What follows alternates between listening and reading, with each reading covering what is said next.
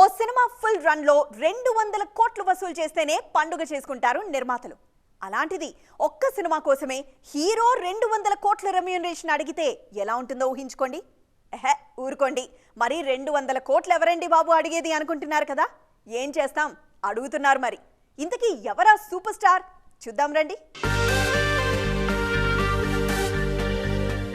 ఒక్కో సినిమాకు 100 కోట్లు పారితోషికం తీసుకుంటున్న హీరోలే మన ఇండియన్ సినిమాలో చాలా తక్కువగా ఉన్నారు. అలాంటిది ఇప్పుడు ఏకంగా 200 కోట్లు కావాలంటున్నారు ఓ హీరో.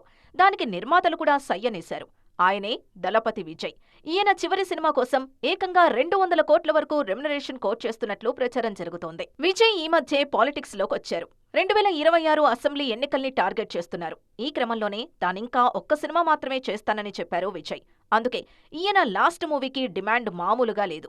డివివి దానయ్య ఈ సినిమాను నిర్మించబోతున్నారు. దీనికోసం దర్శకుల వేట జరుగుతూ ఉండగానే ఈ సినిమా కోసం విజయ్కి 200 కోట్ల పారితోషికం ఇవ్వనున్నట్లు వార్తలొస్తున్నాయి. విజయ్ అడిగినంత ఇచ్చేందుకు నిర్మాతలు సై అంటున్నారు. దానికి కారణం లేకపోలేదు. 6 నెలల్లో సినిమా రెడీ అవుతుంది. మహా అయితే 120 రోజుల్లో షూటింగ్ పూర్తయిపోతుంది. కాబట్టి ప్రొడక్షన్ కాస్ట్ తక్కువవుతుంది. దానికి తోడు విజయ్ గత సినిమాలన్నీ టాక్తో సంబంధం లేకుండా 300 కోట్ల వరకు వసూలు చేశాయి.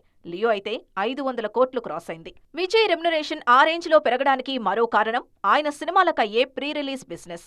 ప్రతి సినిమాకు కనీసం 300 కోట్లు బిజినెస్ అవుతుంది. అలాగే నాన్ థియేట్రికల్ బిజినెస్ 200 కోట్లకు పైగానే జరుగుతుంది. ఈ ధైర్యంతోనే విజయ్ అడిగినంత పారితోషికం ఇవ్వడానికి సై అంటున్నారు నిర్మాతలు.